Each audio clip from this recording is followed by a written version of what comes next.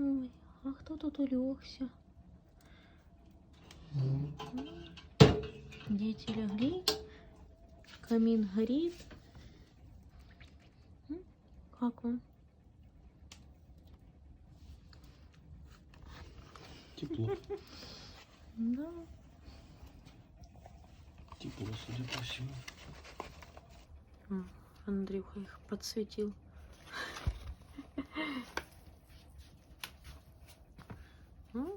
Классно. Фета. Ой, зёйки.